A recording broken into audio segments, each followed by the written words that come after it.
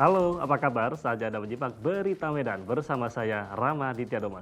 Sejumlah berita menarik akan kami sajikan untuk Anda. Dan berikut 3 berita utama hari ini. Kejar-kejaran mewarnai penggerbekan kampung narkoba di Jalan Turi, Gang Impian, Kota Medan.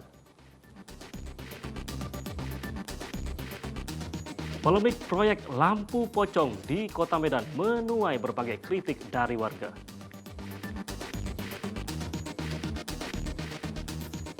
Saya akan mengajak Anda untuk menikmati sejarah Sumatera Utara melalui kopi.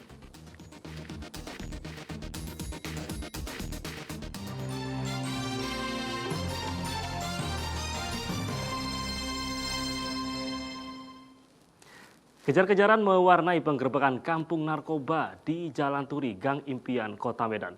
7 orang terduga penyalahguna narkoba ditangkap polisi.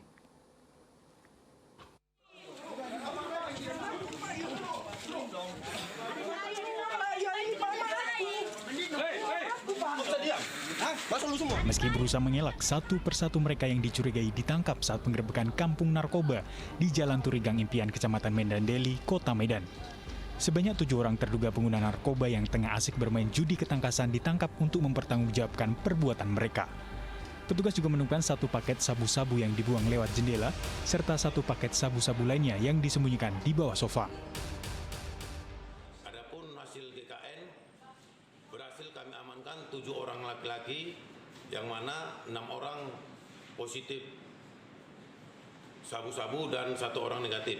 Adapun barang yang kami temukan di TKP, 2 paket sabu dan 1 kunci T. Untuk memakai yang Benar, berdasarkan informasi masyarakat, memang lokasi tersebut sering digunakan untuk mengkonsumsi dan transaksi sabu-sabu.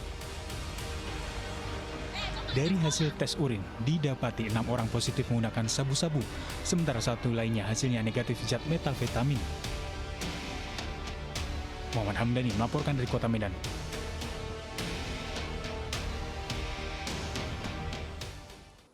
Penemuan jasad bayi berjenis kelamin laki-laki di perkebunan karet menggegerkan warga desa N4 Aek Nabara, Kabupaten Labuhan Batu. Polisi langsung mengevakuasi dan melakukan penyelidikan atas temuan jasad bayi dengan kondisi telah mulai membusuk. Jasad bayi laki-laki ini diperkirakan belum lama lahir sebelum akhirnya ditemukan meregang nyawa berbalut kain. Keberadaan jasad ini pertama kali diketahui oleh pekerja kebun karet yang tengah menyadap pohon karet di Blok L13 Kebun PTPN 3 Desa N4 Aek Nabara, Kecamatan Bilah Hulu, Kabupaten Labuan Batu. Pekerja curiga karena mencium aroma bau bangkai di sekitar pohon karet. Setelah dilakukan pencarian sumber bau, ditemukan balutan kain berlumuran darah di bawah pohon karet. Saat bulatan kain dibuka, jasad dalam kondisi mulai membusuk dan mulai mengeluarkan cairan. Temuan ini langsung dilaporkan ke Polres Labuan Batu. Tim Inafis langsung memasang garis polisi dan melakukan olah TKP. Ditemukan jasad bayi oleh pekerja perkebunan PTPN 3 di Desa N4 Pancasila, Kecamatan Bilahulu.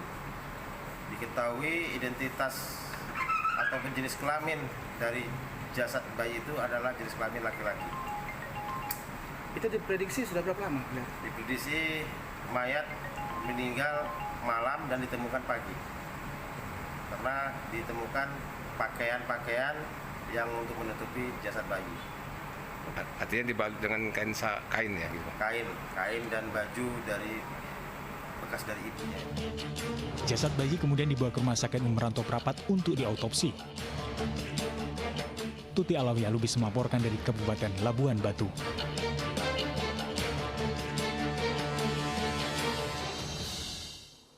Polemik proyek lampu pocong di Kota Medan menuai berbagai kritik dari warga.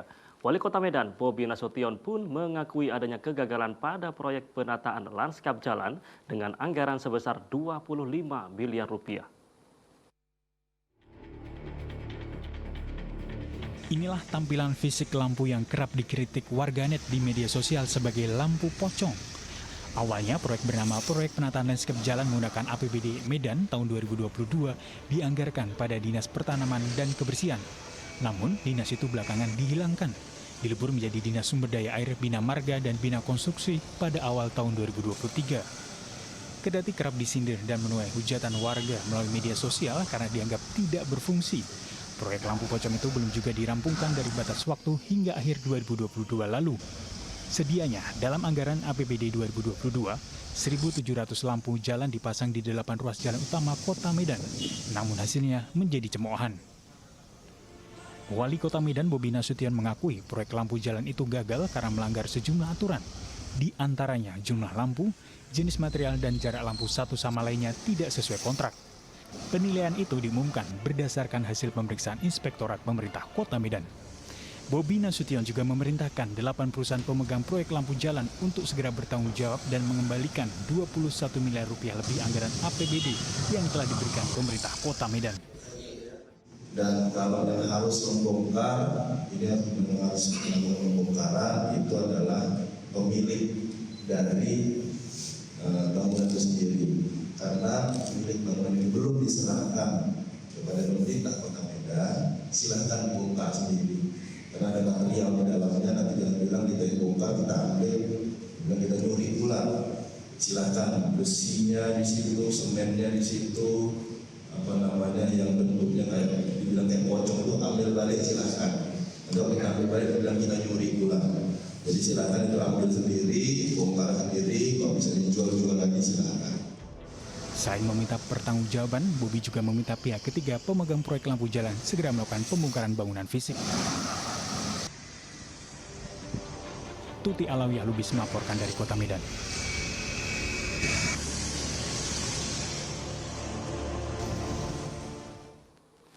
Sidang perkara pembunuhan mantan anggota DPRD Kabupaten Langkat kembali digelar di Pengadilan Negeri Stabat dengan agenda keterangan saksi.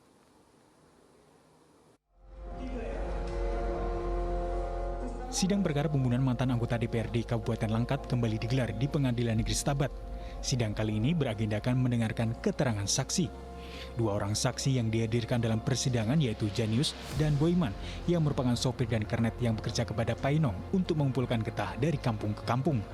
Dalam keterangan saksi Boyman, di persidangan menyebutkan kalau dia mengetahui Paino tewas ditembak pada pukul 11 malam. Saat kejadian dirinya langsung bangun tidur dan datang ke rumah Paino. Boyman juga mengatakan sempat melihat mobil minibus dan 1 unit sepeda motor yang berada di belakangnya.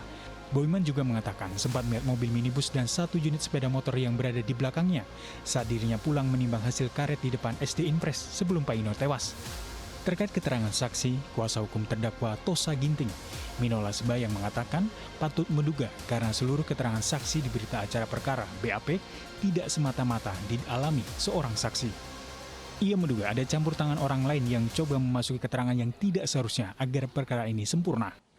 Sangat ironis kalau misalnya seseorang didudukkan sebagai tersangka atas BAP yang ada di kepolisian, tapi sementara kemudian keterangan itu sendiri tidak akurat, tidak ada akurasinya.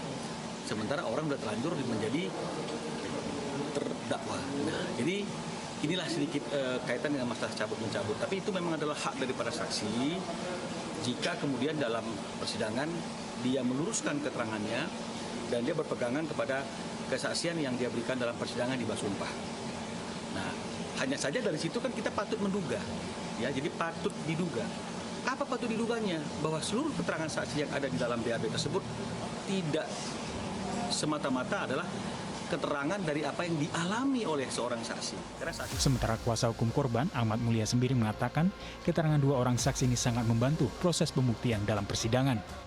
Di dalam dakwaan yang sudah kami baca sebelumnya, pada berita yang tersebar, dakwaan yang dituntut kepada para terdakwa ini adalah pasal 340, di mana pada intinya pembunuhan berencana terhadap korban almarhum Paino. Namun pada berkas dakwaan yang kami terima, ada beberapa pasal subsidiar, diantaranya pasal 338 itu pembunuhan biasa.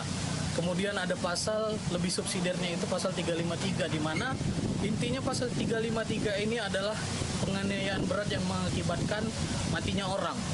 Menurut kami, mulai dari penyidikan, press release dari Polda Sumatera Utara telah terang benderang bahwa perkara ini adalah pembunuhan berencana, bukanlah penganiayaan.